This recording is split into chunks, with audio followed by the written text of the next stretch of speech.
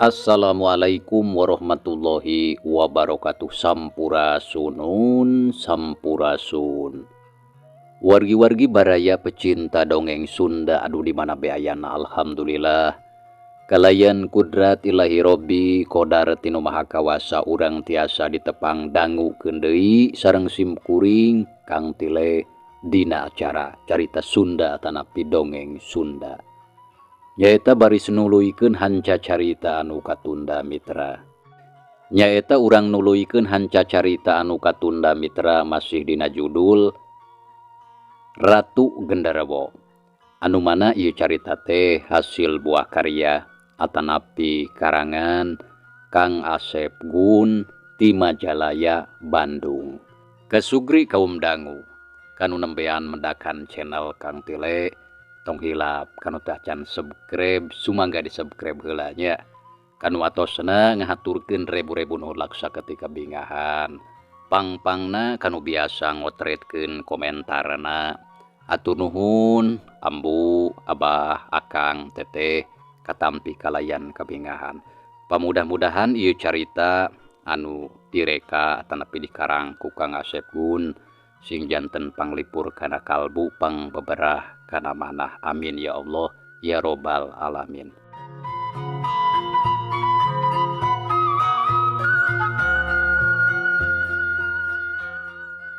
Kasugri kaum dangu dina jujutan hanca carita anu kamari katunda bedaran Kang Tile kasapih kuanci dina mangsa medarkeun kayan alam ti peuting khususna kakula warga Juragan Marna anu mana harita Juragan Warti kanceuh deui nya harita teh samalah Juragan Marna oge menta tulung ka Jang Endul teh nukiwari parantos nyepengan hiji itek pusaka pamasihan ti Aki Walang Sungsang teh mitranya. Sumangga atuh mitra ameh teu nyangkolong kana waktos urang puseurkeun di perhatian urang kana ieu carita.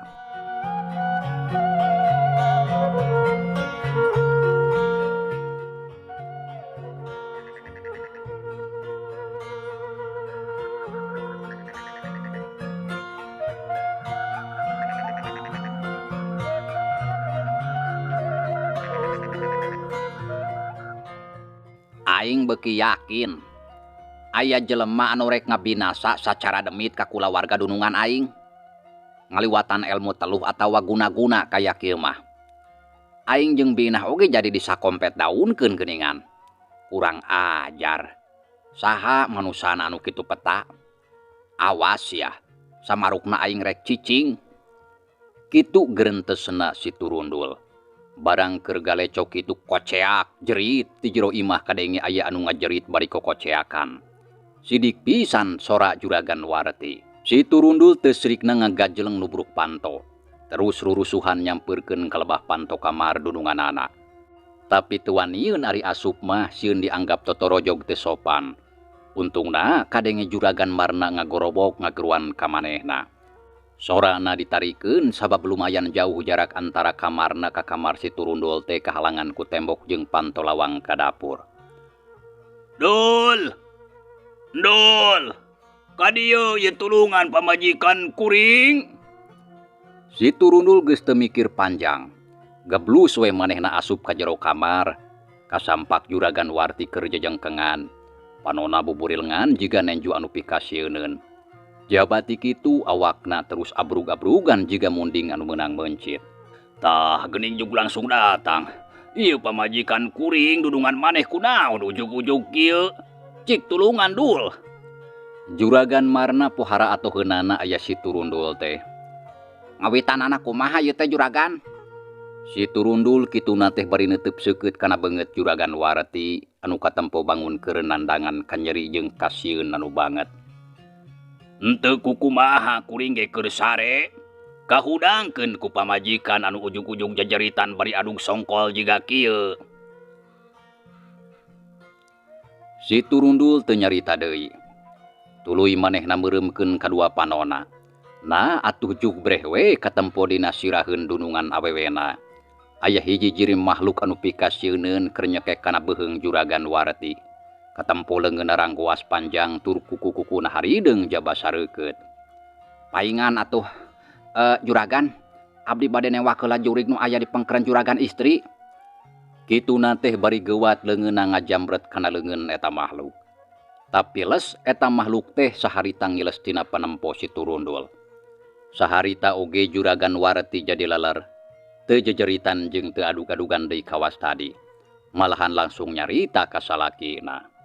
Aya naon bapana? Aya naon ieu teh? Ibu tadi ngimpen aya nu nyekek. Geuning aya jang endul. Bari rutret ngebagi reret. Antosan juragan, abdi bade kaluar bade ngudag heula jurig anu tadi bade nyilakakeun kagan istri. Juragan Marna ukur unggeuk manehna ngarasa teu ngarti kana naon anu tadi tumiba ka pamajikanana. Sarta leuwih teu ngarti deui kana naon anu dicaritakeun ku si Turundul. Tapi antuk nama manehna sadar tur ngarti teu lilapok nyarita ka pamajikanana. Sanes ngimpen ibuna. Puguh nyaan anu tadi disebatkeun ku ibuna teh aya bangsa jurig anu bade ngadelekaan ka kulawarga urang. Ayeuna nuju diudag ku si endul kaluar. Pokna juragan Warti meuni colohok bengong ngadenge caritaan kitu tinu jadi salakina teh. Tapi da manehna oge akhirna mah paham tur ngarti kana naon rupa anu tumiba ka dirina katut salakina. Mudah-mudahan we atuh jang endul saenggalna tiasa ngusir ka eta jurig bapana. Nanaon atuh ka urang teh beut jadi aya anu kararitu. Teu nanaon ibuna. Cing tenang we urang percantenkeun sapinuhna ka jang endul pikeun ngungkulanana. Bapa yakin jang endul sanes jalmi samadea. Pasti bakal tiasa ngelehkeun ka eta jurig anu rek deleka ka kulawarga urang. Jika nama aya nu miwarang bapana, da mustahil teu aya anu miwarang mah. Sami sareng anu kamari-kamari waktos ibu nuju teu damang emutan tea. Ya jelas atuh ibuna. Tapi ngeunaan saha-sahana jalmi anu miwarang nu hoyong nyelakakeun mahkeun wios dangke bakal kapendak. Ceuk juragan Marna ngayakinkeun ka pamajikanana.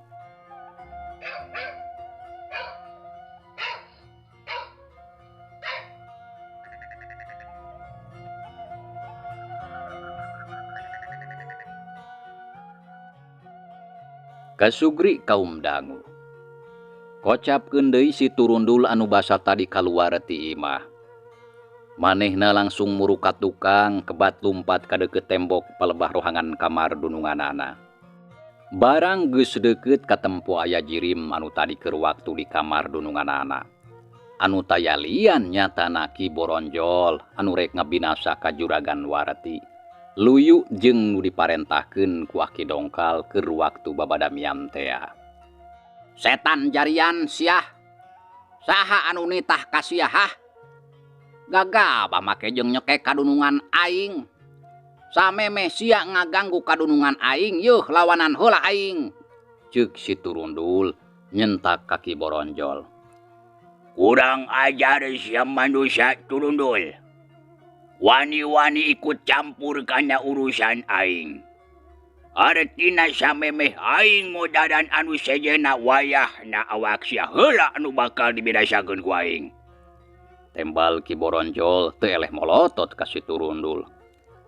Sidik sia jeung sakabeh turunan sia nu ku aing peuting ayeuna rek ditumpul ludeskeun mah sia jurig jarian. Kurang patut. Ngadenge caritaan si Turundul anu mamawa katurunanana sagala. Atuh lain deui nafsuna Ki Boronjol teh. Bus wer. Tina sungutna harita keneh nyebrotkeun seuneu meuning ngabebelarek nyamber kana beungeut si Turundul. Jeleng si Turundul gentak ngagajleng ka luhur nyingkahan seuneu anu rek ngahuruk kana beungeutna. Aneh mitra. Eta gulungan seuneu ciciptaan Ki Boronjol teh jiga nu aya mataan. Kalah ngablesat nuturkeun awak si Turundul anu setengah ngapung aya luhureunana.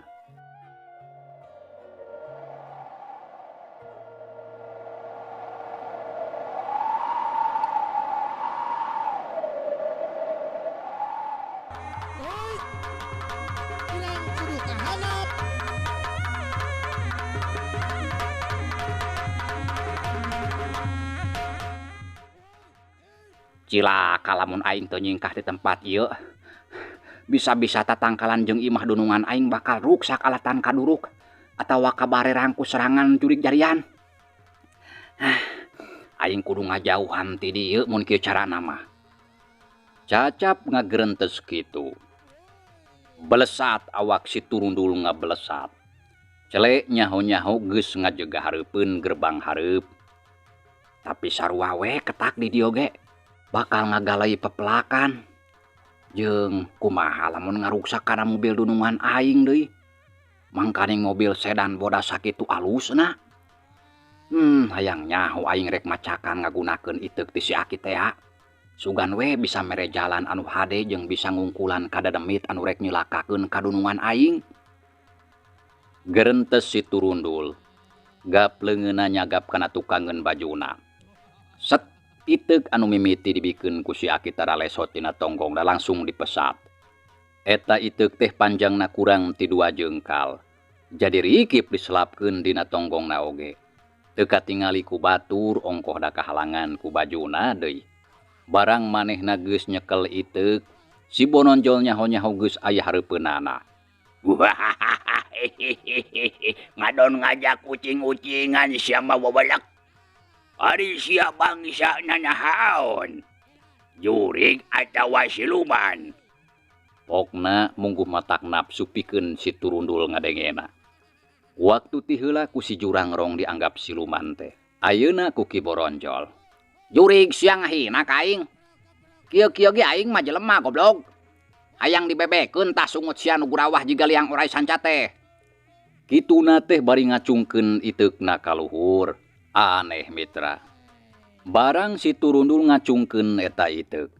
Dadak sakala awakna jadi ngalayang ka luhur anu saterusna bebelesatan di jumantara.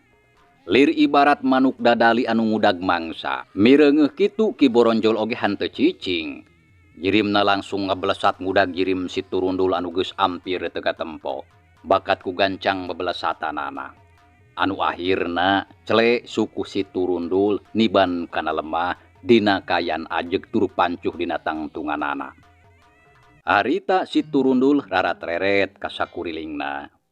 Tapi manehna sama sakali teu apal jeung teu kungsi nincak ka eta tempat.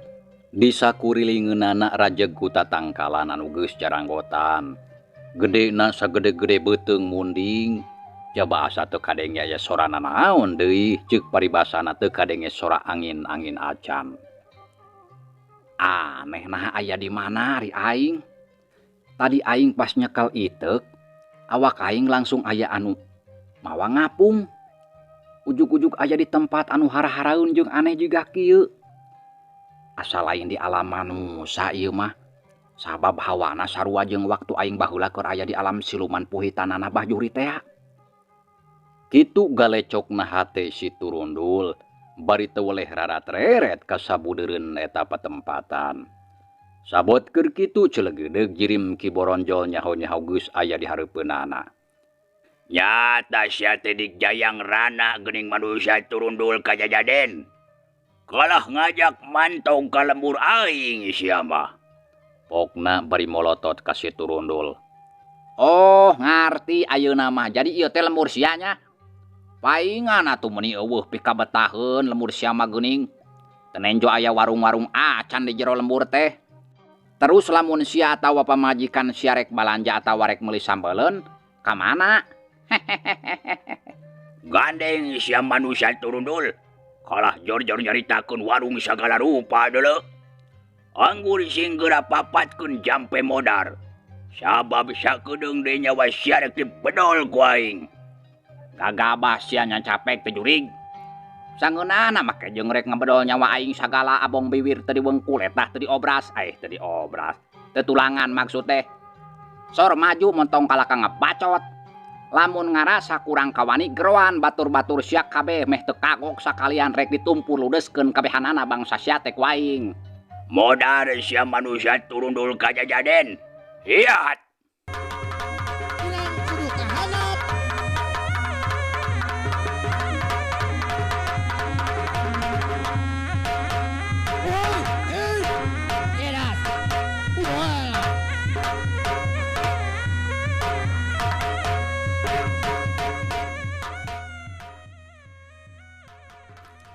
Sebrut dua leungeun Ki Boronjol anu ranggoas tur kukuna harideung teh langsung nyeleberek ngaranggem kana beheung si Turundul.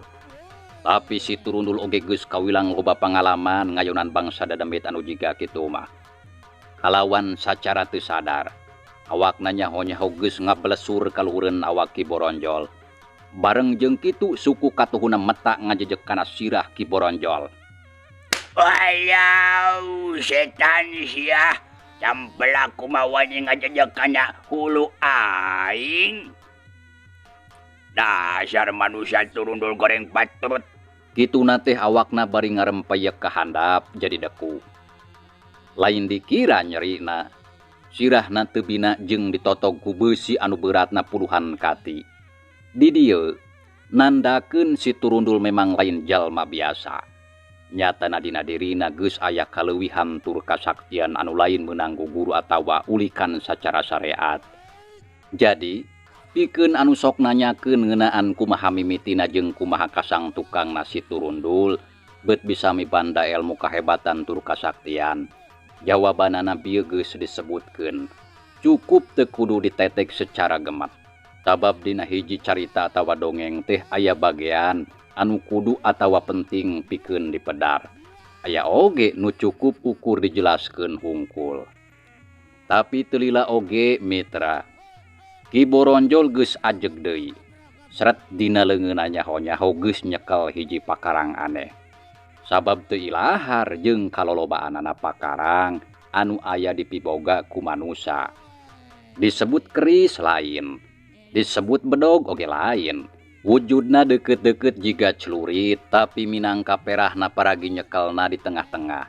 Jiga sanjata suku aborigin anu disebut sanjata bumerang teh, anu sok dibaledogkeun, terus sok balik deui kanu bogana eta sanjata bumerang teh. Kitu kurang leuwihna gambaranna mah meureun. Tenjo ku sia, ieu pakarang naon? Cenah, bari muter-muter pakarang anu aya dina cekelanana. Kadenge meuning ngahiung jiga sora kolecer, jaba nimbulkeun hawa anu ngadadak tiris nepi ka ngahod-hod awak si Turundul ge. Nyaho teuing aing mah kakara nenjona ge. Nurutkeun sia naon ngaranna anu kitu patut teh. Tembal si Turundul bari leungeunna ngaragamang kana tukangeun tonggongna. Siap-siap rek mesat deui iteukna. Balagog sia. Yeuh lamun sia hayang nyaho. Ieu teh pakarang turun-tumurun warisan ti luluhur aing. Katelahna congkrang kabuyutan. Padagi naon cing? Teuing? Naon teuing?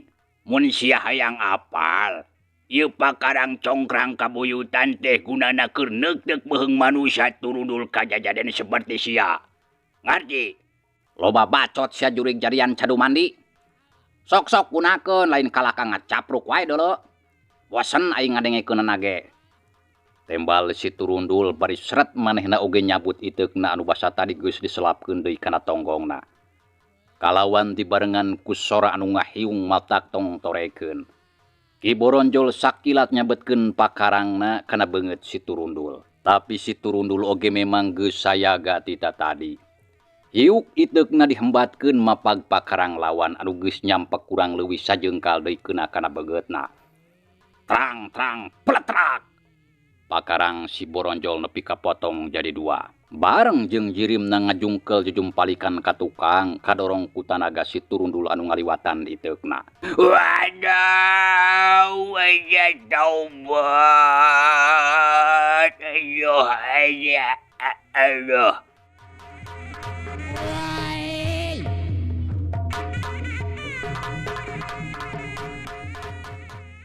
Saterusna awakna ngagedebut nang karak bengkang bari muringis nahan kanyeri dina dadana. Balukar tina pangaruh kahebatan iteuk si Turundul. Tapi hanteu lila kituna teh jurung kunung deui hudang. Jereg-jeg nangtung katempo nangtungna bangun anu teu pati ajeg. Sawatara eta pakarangna anu karisa potong masih aya dina cekelanana. Ki Boronjol ngarasa can percaya kana kanyataan kitu. Pakarang pusaka anu salila ieu jadi andelanana bisa potong kulawana. Kurang ajar siam banyu sia Turundul. Pakarang congkrang kabuyutan warisan jika ruhun aing nepi kapotong aja di dua. wayahna sia kudu tanggung jawab. Nyawa sia daek teu daek kudu jadi panebusna. Cacap nyarita kituna atuh ari beleuwer teh eta pakarangna langsung dibaledogeun ka si Turundul nu harita masih keneh ngajega di tempatna. Untung si Turundul waspada. Sakilat manehna mapag deui eta potongan pakarang musuhna ku iteukna. Trak blesur. Pakarang si Boronjol anu karisa potong teh jadi balik arah, nyemprung ngarah kana awakna Ki Boronjol. Istilahna sanjata makan tuan. Atuh puguh we Ki Boronjol nepi ka ngalenyap. Sabab teu nyangka saeutik ge lamun pakarangna bakal malikan ka dirina. Satekah polah manehna nyingkahan pakarang anu ngablesat tina kecepatan tanding kilat ngarah kana badana. Ku cara ngabebeutkeun awakna ka handap. Tapi leuir teuing anu akhirna cerep. Wajah taubat.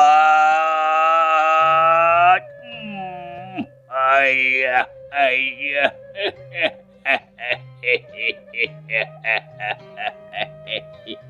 Taubat.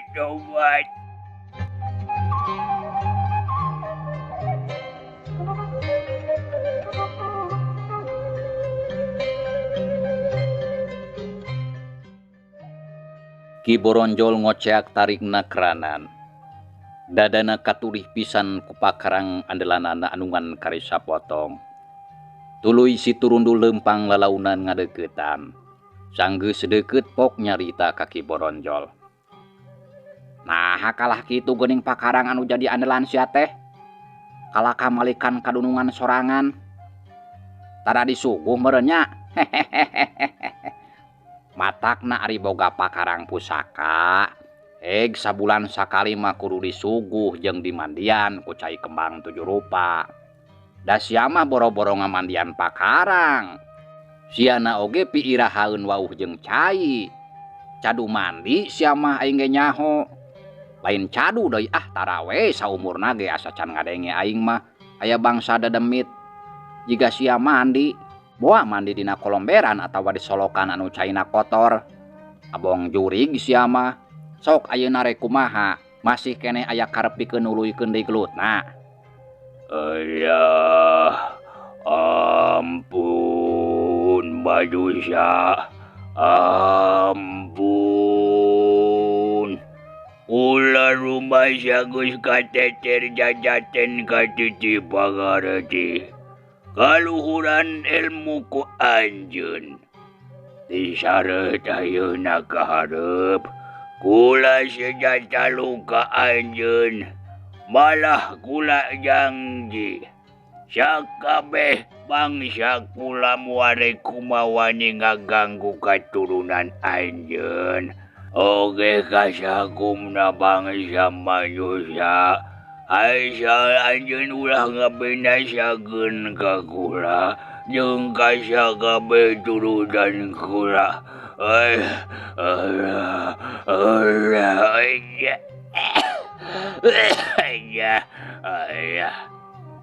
Ceuk Ki Boronjol nepi ka ikrar sagala rupa. Awahing ngarasa sieun dirina katut turunanana ditumpur ludeskeun seperti anu tadi diomongkeun ku si Turundul teh. Alus atuh ari sia boga karep sareta janji jiga kitu mah. Artina aing oge moal tulus ngabinasakeun sia jeung turunan sia. Tapi awas sia lamun bohong. Lamun sia ngalanggar kana janji, sia ulah nyalahkeun ka aing lamun sia jeung sakabeh bangsa sia bener-bener rek diancurkeun ku aing. Ngarti? Ngarti pisan Badusa. Moal. Kula moal rek jalir tina janji sulaya tina sumpah. Bumi langit ngajadi saksina. Kandeng sia nyarita nepi ka diemple-emple kitu sangkan hayang kapake. Hayang disebut ahli bahasa sia teh. Teu aing mah teu jiga kitu. Bebas we ngomong mah teu kudu murwakan teh seperti kitu deuleu. Pemborosan kata anu kitu teh nurutkeun dekah. Nya intina mah kula teh taluk we ka anjeun gitu. Tah kitu we ngomong mah. Kela sia aing aya tanyakeun naon heula ka sia. Ari sia pang narek ngabinasa kadunungan aing dititah kusaha. Sok sia bejakeun. Sabab aing ge apal bangsa jurig seperti siama sanajan ngaku sakti oge angger sok daek diutah eta ku bangsa aing. Nyatana bangsa manusia. Sok ayeuna balaka. Saha manusana anu nitah ka sia? Sajongjongan teu waka ngajawab Ki Boronjol teh mitra. Kalah ngahuleng salila-lila. Alus atuh ari sia teu daek ngabejakeun mah. Hartina ayeuna aing rek ngabinasa ka sia jeung ngahancurkeun ka sakabeh turunan sia. Ulah dibinasakeun manusia. Heuku kula rek dibejakeun. Anu nitah ka kula memang saurang manusia ngaranna Aki Dongkal. Tapi dah Aki Dongkal ge sakadar ngajalankeun tugas jeung ngalakukeun parentah. Parentah ti saha? Si Turundul nyentak. Teu nyaho jalma di satukanggeuna dabah kula ge. Kula manganukur ngajalankeun parentah ti Aki Dongkal. Pedah rumasa kula geus jadi patalukan madehna. Urang mana eta manusia anu ngaranna Ki Dongkal teh lemburna di mana? Jauh di tempat anjeun mah. Tapi rarasaan mah pikeun anjeun bakal gampang manggihkeun dada. Si Turundul katara-tarangna kerung jiga keur mikir, tapi antukna mah pok nyarita deui. Heug atuh ari kitu mah. Ayeuna aing rek balik deui ka tempat aing nyatana ka imah dunungan aing. Sabab aing ngarasa hariwang jiga-jiga anu keur aya kajadian di imah dunungan aing teh. Bener pisan. Sabab rencana dina waktu ieu Aki Dongkal rek mateni kadua urang anu aya di eta imah. Imah dudungan anjeun anu tayalian anjeun jeung saurang awewe kolot batur anjeun. Baru. Urang ajar pisan atuh eta aki-aki anu ngaranna Ki Dongkal teh. Awas ya rasakeun wawales ti aing. Cacap nyarita kitu. Si Turundul ngacungkeun deui iteukna ka luhur. Kajadianana jiga tadi deui mitra. Awakna langsung ngumpul ka luhur jiga anu kabawa ku angin puyuh lilimbungan.